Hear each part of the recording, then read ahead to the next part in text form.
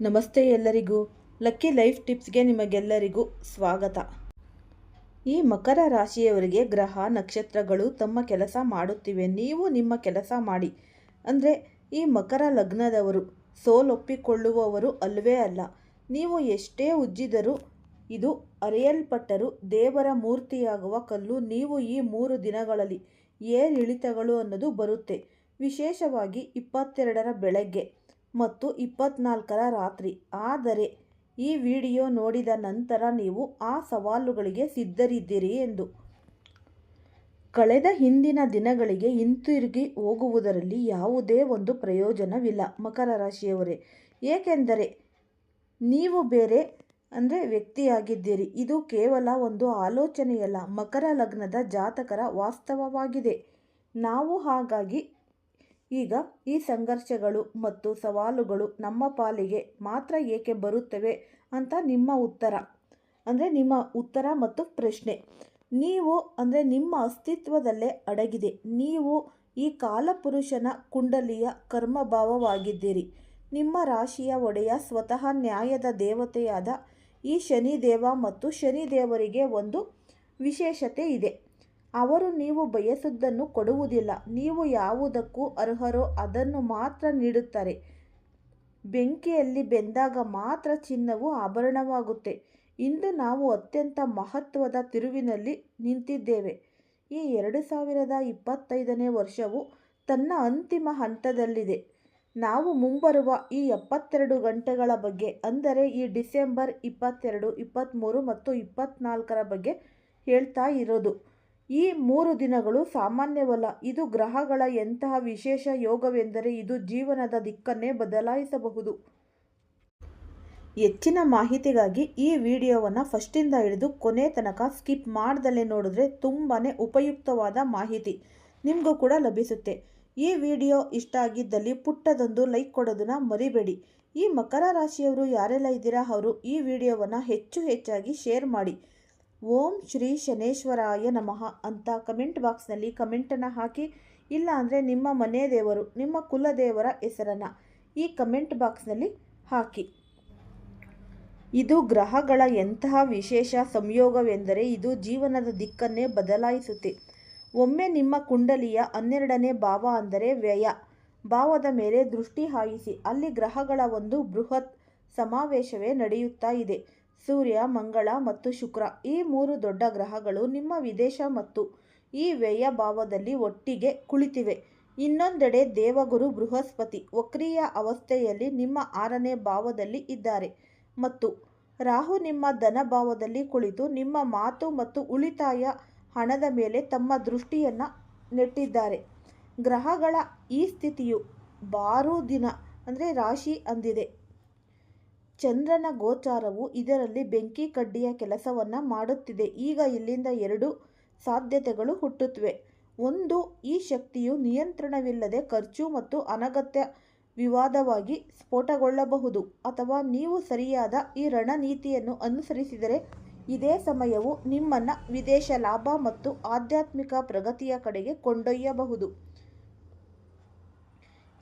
ಈ ವಿಡಿಯೋದ ಕೊನೆಯಲ್ಲಿ ಭವಿಷ್ಯದ ಗರ್ಭದಲ್ಲಿ ಏನು ಅಡಗಿದೆ ಎಂದು ಮಾತ್ರ ನಿಮಗೆ ಹೇಳಲಾಗುವುದಿಲ್ಲ. ನೀವು ಫಸ್ಟಿಂದ ಹಿಡಿದು ಸ್ಕಿಪ್ ಮಾಡ್ದಲೇ ನೋಡಿದ್ರೆ ಮಾತ್ರ ನಿಮಗೆ ಲಭಿಸುತ್ತೆ. ಬದಲಾಗಿ ಈ ಉಗ್ರ ಗ್ರಹಗಳ ಶಕ್ತಿಯನ್ನು ಹೇಗೆ ನಿಯಂತ್ರಿಸುವುದು ಎಂಬ ನಿಖರವಾದ ಕಾರ್ಯ ಯೋಜನೆಯನ್ನು ಸಹ ನೀಡುತ್ತೇವೆ. ಇದರಿಂದ ನೀವು ನಷ್ಟದಿಂದ ತಪ್ಪಿಸಿಕೊಳ್ಳಬಹುದು ಮತ್ತು ಈ ಗೋಚಾರದ ಸಂಪೂರ್ಣ ಲಾಭವನ್ನು ಪಡೆಯಬಹುದು. ನಿಮ್ಮ ಜೀವನದ ಅತ್ಯಂತ ಮಹತ್ವದ 3 ದಿನಗಳ ಲೆಕ್ಕಾಚಾರವನ್ನು ವಿವರವಾಗಿ ಅರ್ಥ ಮಾಡಿಕೊಳ್ಳಿ. ಬನ್ನಿ ಗ್ರಹಗಳ ಈ ಆಟವನ್ನು ಅರ್ಥ ಮಾಡಿಸೋಣ. ಮೊದಲನೆಯದಾಗಿ ನಿಮ್ಮ 12ನೇ ಭಾವವನ್ನು ಅಂದರೆ ಧನು ರಾಶಿಯನ್ನು ನೋಡಿ. ಇಲ್ಲಿ ಈ ಸಮಯದಲ್ಲಿ ಸೂರ್ಯ, ಮಂಗಳ ಮತ್ತು ಶುಕ್ರ ಒಟ್ಟಿಗೆ ಕುಳಿತಿದ್ದಾರೆ. 12ನೇ ಭಾವವು ಖರ್ಚು, ಮೋಕ್ಷ, ನಿದ್ರೆ ಮತ್ತು ವಿದೇಶಕ್ಕೆ ಸಂಬಂಧಿಸಿದೆ. ಸೂರ್ಯ ಇಲ್ಲಿದ್ದಾರೆ ಅಂದರೆ ನಿಮ್ಮ ಆತ್ಮವಿಶ್ವಾಸ ಈಗ ಸ್ವಲ್ಪ ಏಕಾಂತವನ್ನು ಬಯಸುತ್ತಿದೆ. ಬಹುಶಃ ಕಳೆದ ಕೆಲವು ದಿನಗಳಿಂದ ನೀವು ಜನರಿಂದ ದೂರವಿರಲು ಬಯಸುತ್ತಿರಬಹುದು. ಈ ಮಂಗಳ ಇಲ್ಲಿದ್ದಾರೆ. ಮಂಗಳ ಎಂದರೆ ಶಕ್ತಿ, ಬೆಂಕಿ. 12ನೇ ಭಾವದಲ್ಲಿ ಮಂಗಳ ಇರುವುದು ನಿದ್ರಾಹೀನತೆ ನೀಡುತ್ತೆ. ಬಹುಶಃ ನಿಮಗೆ ಒತ್ತಡ ಮತ್ತು ಈ ರಾತ್ರಿ ತಡವಾಗಿ ನಿದ್ರೆ ಬರಬಹುದು ಅಥವಾ ವಿಚಿತ್ರವಾದ ಕನಸುಗಳು ಬೀಳಬಹುದು. ಜೊತೆಗೆ ಇದು ಅನಗತ್ಯ ಖರ್ಚುಗಳನ್ನು ಸಹ ಮಾಡಿಸುತ್ತೆ. ಶುಕ್ರ ಇಲ್ಲಿದ್ದಾರೆ. ಶುಕ್ರನು 12ನೇ ಭಾವದಲ್ಲಿರುವಾಗ ಜಾತಕವನ್ನು ಐಷಾರಾಮಿ ವಿಷಯಗಳಿಗೆ ಖರ್ಚು ಮಾಡಲು ಪ್ರೇರೇಪಿಸುತ್ತಾರೆ. ನೀವು ಬಯಸದಿದ್ದರೂ ದುಬಾರಿ ವಸ್ತುಗಳನ್ನು ಖರೀದಿಸಬಹುದು. ಮತ್ತು ಇಲ್ಲಿ ಒಂದು ವಿಶೇಷ ವಿಷಯ ಅಂದರೆ ಮನೆಯನ್ನು ನಿಭಾಯಿಸುವ ತನ್ನ ತಾಯಂದಿರು ಮತ್ತು ಸಹೋದರಿಯರಿಗಾಗಿ ಯಾರು ಗೃಹಿಣಿಯರು ಅವರಿಗಾಗಿ ಗಮನಿಸಿ. ನಿಮ್ಮ ಕುಂಡಲಿಯಲ್ಲಿ ಸುಖಭಾವ ಅಂದರೆ 4ನೇ ಮನೆಯ ಒಡೆಯ ಮಂಗಳ ಮತ್ತು ಈ ಮಂಗಳ ಈ ಸಮಯದಲ್ಲಿ 12ನೇ ಭಾವದಲ್ಲಿ ಸೂರ್ಯ ಮತ್ತು ಶುಕ್ರನೊಂದಿಗೆ ಕುಳಿತಿರೋದು. ಇದರ ನೇರ ಪರಿಣಾಮ ನಿಮ್ಮ ಮನೆಯ ಬಜೆಟ್ ಮತ್ತು ನಿಮ್ಮ ನಿದ್ರೆಯ ಮೇಲೆ ಬೀಳುತ್ತಿದೆ. ಮನೆಯಲ್ಲಿ ನೀರು ಹರಿದಂತೆ ಹಣ ಖರ್ಚಾಗುತ್ತಿದೆ ಎಂದು ಅಥವಾ ಈ ಮನೆಯ ಸದಸ್ಯರ ಆರೋಗ್ಯದ ಬಗ್ಗೆ ಓಡಾಟ ನಡೆಯುತ್ತಿದೆ. ನಿಮಗೆ ಅನಿಸಬಹುದು ಇದು 12ನೇ ಭಾವದ ಮಂಗಳನ ಪ್ರಭಾವ. ಆದರೆ ಭಯ ಪಡಬೇಡಿ. ಮುಂಬರುವ 3 ದಿನಗಳು ನಿಮಗೆ ಪರಿಹಾರವನ್ನು ನೀಡಲಿವೆ.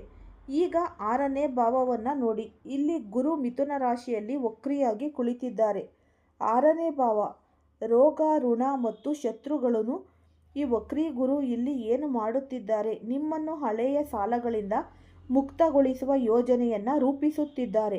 ಒಂದು ವೇಳೆ ಯಾವುದಾದರೂ ಒಂದು ಈ ಕೋರ್ಟ್ ಕೇಸ್ ನಡೆಯುತ್ತಿದ್ದರೆ ಅಥವಾ ಆಫೀಸಿನಲ್ಲಿ ಯಾರಾದರೂ ಗುಪ್ತ ಶತ್ರು ನಿಮಗೆ ತೊಂದರೆ ಕೊಡುತ್ತಿದ್ದರೆ ವಕ್ರಿ ಗುರುವಿನ ದೃಷ್ಟಿ ಆ ಶತ್ರುಗಳನ್ನು ಸೋಲಿಸುತ್ತೆ.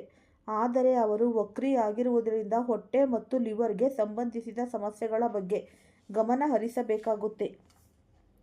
ನಿಮ್ಮ ಲಗ್ನಾಧಿಪತಿ ಶನಿದೇವ 3ನೇ ಭಾವದಲ್ಲಿ ಮೀನ ರಾಶಿಯಲ್ಲಿದ್ದಾರೆ.